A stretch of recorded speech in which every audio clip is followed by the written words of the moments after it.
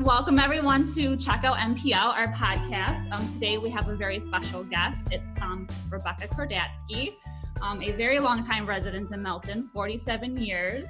She taught 19 years in the Milton School District. But Rebecca, do you want to introduce yourself? Kind of talk about living in Milton, teaching in the schools. We moved here in 1973 when we got married, after we got married. And we live right across from the middle school. And at that point, I knew I would never, ever, ever touch junior high. Well, somewhere along the line, I figured out, oh, they're kind of interesting. And then I began to fall in love with them. I'm certified K-8. Okay. And so they can put me wherever they want. And it would be my plan to do a good job and enjoy it. But really and truly, 8th grade is my favorite, which gives me kind of a claim to fame of, you're strange. Yeah, they are. I'm the teen librarian here at the library, and working with that age group is difficult, but it's rewarding at the same time. So. Oh, they're so much fun. Oh, yeah. They are. They're hilarious. They're very hilarious. So you're here with us today because you have recently wrote a book called Loving Him More Through Darkest Valleys, Sisters Challenge Cancer in Two-Part Harmony. So I kind of want to talk about that book. If you want to give us a little summary of the book. Okay, the book is really about refusing to let cancer ruin your life. It's a two-part story. The first part chronicles my older sister's life as she challenged pancreatic cancer for a year and a half, refusing to let it be more powerful than love or friendship or faith. Mm-hmm. The second part is kind of my story, and I share my journeys in challenging cancer, which have been numerous. And one of my goals is to share an unexpected and seldom mentioned aspect of cancer, and that is the meaningful opportunities for increased understanding, compassion, peace, and happiness. I love it. I love the bells in the background. It's kind of added to that. I love it. Very good timing. So you kind of talked about what inspired you to write this book. So has this been kind of like a thought that you had in the back of your mind to write this book for a while? What kind of prompted you to write it? No, I really didn't start out to write a book. Mm-hmm. I love being retired and the opportunity to choose more of my focus on what I need to be doing. Mm-hmm. And I knew that I needed to challenge myself in my writing. I enjoy the Ask Grandma column that I write for the Courier once in a while. Yep. And I love words anyway, and trying to find the right word to fit what I want to say. So I needed to challenge myself and to push myself and write something longer. Okay. So initially I decided that, okay, what can I do? Well, I already had Nancy's thoughts. And so I thought, well, I can edit those, and write an introduction, a conclusion, or a prologue and an afterword, mm-hmm. and those kinds of things. Yeah, I could do that. So, and I wanted to honor my sister and share her journey with others, because she refused to let cancer overcome her life. Mm-hmm. While writing her part, several of my friends urged me to include my story of challenging cancer. And my first reaction, and several times my reaction was, well, what story do I have? Right. And then I realized, I didn't think my story was anything special or I would have a message to give people. Then I realized that, okay, I've had 7 different kinds of cancer and I'm still ornery. So that means that maybe I have some legitimacy in what I have to say. I've been there. Mm-hmm. And I have a really strange outlook in that I don't hate cancer. And you're supposed to. Mm-hmm. And I've been that route, and you join all of the Walk for Life and all this because you're going to eradicate this evil from the world. I know what I'm talking about. Yes, I've been there. but I don't hate it. And so then I realized that my story is about refusing to let cancer overwhelm my life. Yes. And so I jumped into the deep end of the pool and had to swim hard. Yeah. So with your sister's story, was that her journals, like her own words and everything then? You just kind of... They were her own words, Okay, yes. that's awesome. At her church, they have open mic time every Sunday for sharing with the congregation. And, you know, those were her family and friends. And so every week she felt like she needed to thank them for their friendship and their love and their prayers and give them an update. She also shared encouraging words with them every week, that something that had encouraged her during the week, and shared with them. So those were recorded audio. And then before she died, I'm not sure who, but a group, or I hope it was a group, took the audio and transcribed them into print. Now, hopefully they used a voice to text, but even so, that was an astonishing task in my book. And so then we had those. So that's what I started with. That's awesome. That's awesome. It's great that you had that from her. Oh, yes, absolutely. So obviously you had your journey and everything, but did you learn anything while writing this book? Oh, yes. Oh, yes. The whole journey took about a year and a half. Okay. The first 6 months was editing Nancy's journal, ideas, thoughts, whatever they were. And then the second was writing my story. And that was really challenging. I had to write and rewrite and go back, and I had to really work at it. Now, don't tell my students that I actually worked at writing. They'll say, good. Finally, he knows how hard it is. That's part of why I keep writing, is because I enjoy that challenge. And I think that's a sign of I need to do it. I don't have this push that they come out whether I want them to or not. I have to pull them out. Pull them out. Yes. But it was really a challenge to write my story because it's heavy and it's hard. Yeah. And that wasn't my point. Right. And so it took me quite a while to find my voice. I really liked the end result. It's very conversational, just like you and I are sitting down having a conversation. And so it's, you know, if you want to feel heavy about it, I suppose you can. Yeah. But I don't think you will. Yeah.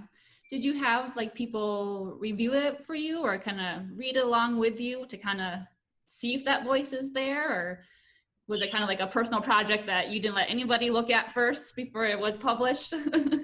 I had a few friends that listened to me as I talked about this or that or the other, and I would say, okay, this is kind of what I want to say, but am I saying it with these words? Right. When I was just about done, then I called on another person who writes very well and said, I'm stuck. You know, the whole creative process, I mean, that's the creative process, is just to keep going. And when you're stuck, you just keep going. You don't moan and wail and think all is lost. Right. I mean, you'd like to, but you know. Kind of have to like step away maybe for a little bit, then come back to it, right? Yeah. So I just really appreciated that. Yeah. The publishing process was about 6 months. And oh my, the learning curve was really steep on that. Yeah. The publisher. How did you like find a publisher, or how was that process? This is self-published. Okay. And I decided this is a project I needed to do. And years ago, I started learning about the publishing process and how you go about getting a publisher and everything. And years ago, it was overwhelming.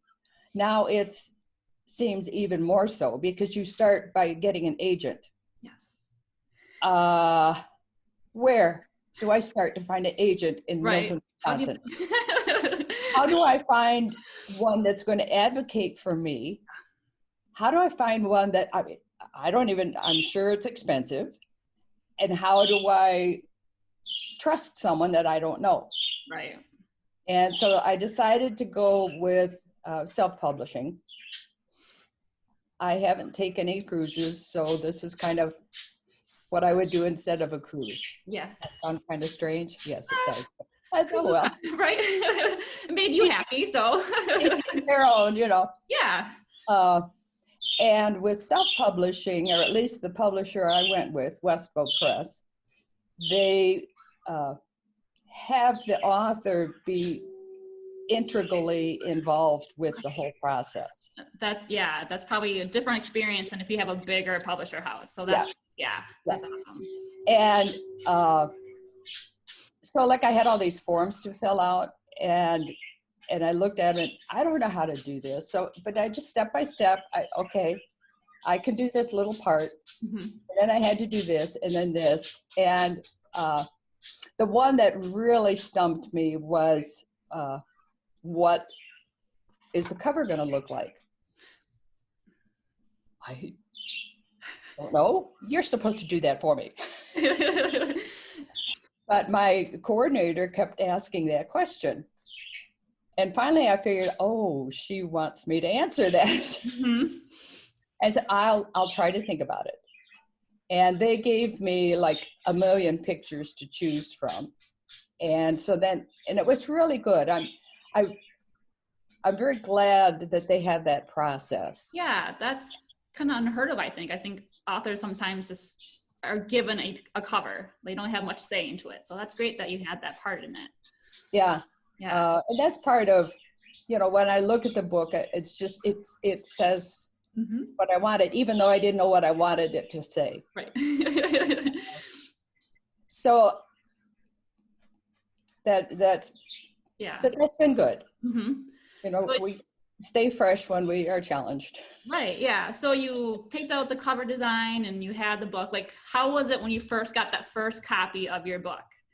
It was just kind of, what's this? Yeah, it just was hard to comprehend. Yeah, I bet all that work put into it and emotions and everything into this. Yeah. Yeah. And it's been interesting. I've had a few people now say, oh, you're an author? I'm just me. Right. You know. You're just you with a book. Yeah. That's awesome. I did have to, after I got the book, I had to decide whether to accept the label of author or not. Mm-hmm. Do I hide in my cave like I like to, reading more books? Even writing maybe, mm-hmm. Or do I take part in getting the message out? And I had to ask myself, what's the scope of what I did? What was the reason I did it? Mm-hmm. And I wrote this because I needed to share a story. And if I hide in my cave, then at least for my part, I'm closing the door. Right. And I haven't finished sharing the story. Where it goes from here is out of my hands. Mm-hmm. But I still have to be part of that at least for a while. Yeah. Just to let people know that it's out there. And the book has found a home here at the library, so it'll be available to check out the library. So that's pretty awesome you have to come see it on the shelf or something here at the library. Yes, I will do that. Yeah. I'm in the library. Yeah, how cool is that? And told me that you could get my book in the United Kingdom too. Oh, so that's really cool that so many people out are reading your book. I think that's kind of fun to think about, you know, like your words are being read by somebody else. Well, I mean, obviously your words have been read by in the newspaper and everything. Was that like a different writing process, obviously, from what you write for the newspaper, what you wrote for this book? You approach it differently? Longer. Just longer. Okay. And my audience was different. Yep. Okay. The book is really more intimate. Mm-hmm. because I'm just talking to you in my book.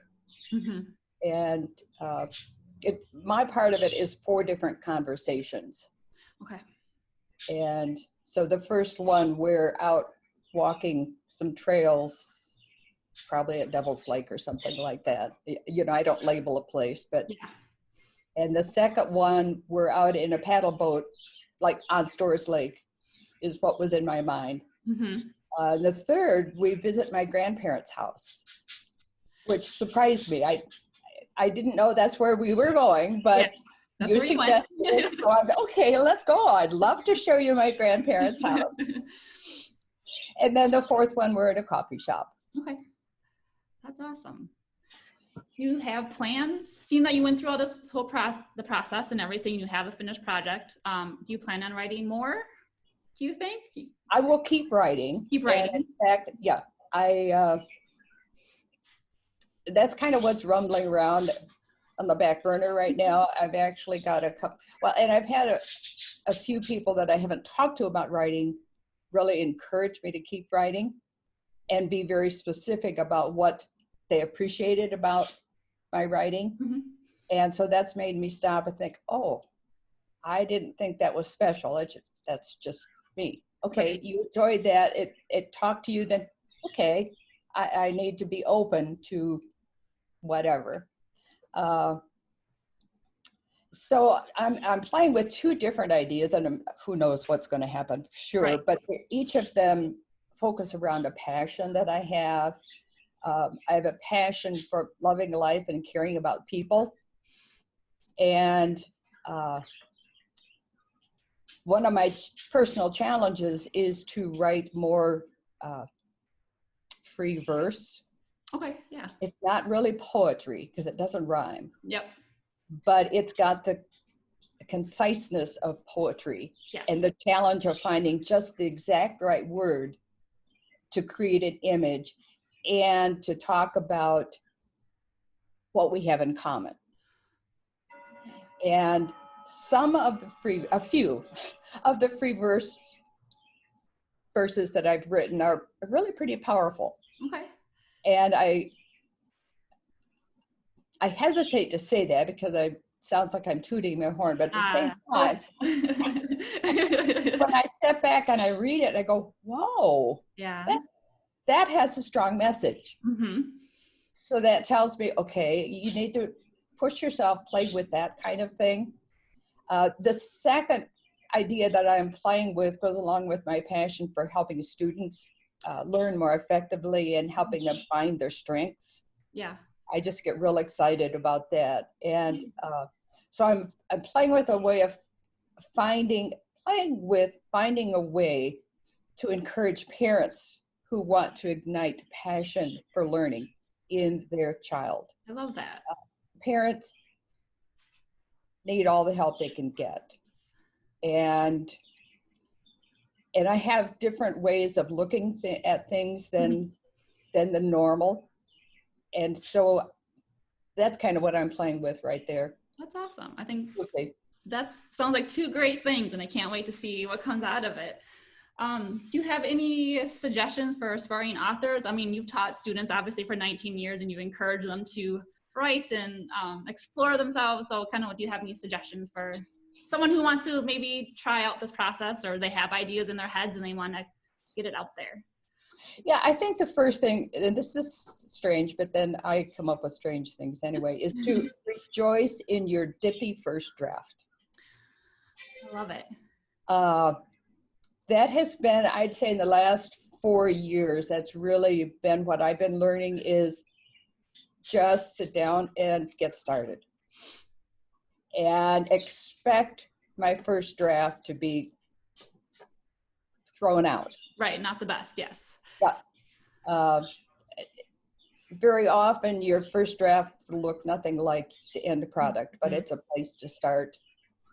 A second piece of advice would be to be patient and let the creative process work. Yeah. Just the creative process is messy. And so you get in the middle of it and you just don't see your way clear. I didn't really let my students do that too much because they had to do an outline and they had to this, but yeah, that would be fun. It wouldn't, yeah, we'll see whether but that's really an important part of it. yeah. I mean, I knew what my message was, but I didn't know how I was going to get there. Yeah, it just kind of had to take its time, and hopefully it will come to you eventually. It doesn't happen overnight. Like, right. Can't write a book overnight. No. Have success overnight. No, you certainly can't. So that's awesome. Thank you so much, Rebecca, for sitting down with me and talking about your book. Like I said, it's going to be available at the library. Are you doing any other, I saw that you had a event on 4th of July. You were signing your book. Do you have anything else coming up with your book? Yes, sometime. I don't know when. It depends on gathering. Yeah. I will have a book launch party. That's awesome. Because how often in your life do you get to hold a book launch party? Exactly. And you have to go all out and you just can't. Oh yeah. You have to. And I've just been, I mean, I love the Milton community, and the community has been so supportive that, I just want to share. It'll be a time of celebrating community, really. Yes, for sure. But on the 4th of July, I did a first peek on our lawn, just so that I could say, there, it's done. Because otherwise I was in a quandary. Do I tell people it's out? Do I not tell people? What do I wait? And okay, it's out, and I can officially talk about it now. Yeah. And then I'm just going to be open to opportunity. Yes. I mean, I could see a lot of situations where I would enjoy meeting with a group and talking about a topic that we would all have an interest in it. Maybe during Cancer Awareness Week, have something at the library, a cancer support meeting. Yep, I was going to offer the library for anything you want to do. So keep us in mind when all this craziness goes away, and we can safely do something like that. I think that would be amazing for sure. Yeah. Well, thank you so much for meeting with me, and we look forward to hearing more about what you're writing and having that in our library. Do you have anything else you want to say to our wide audience? No, I just appreciate the chance to start getting the word out, and if I can be of support to people because of my experience, then that makes having cancer 7 times okay. Yeah. And I hate to waste a nasty experience. I like it. Thank you so much, and I'm sure many, many people appreciate your willingness to share your story with your words. Thank you, Ashlee. Yeah, thank you.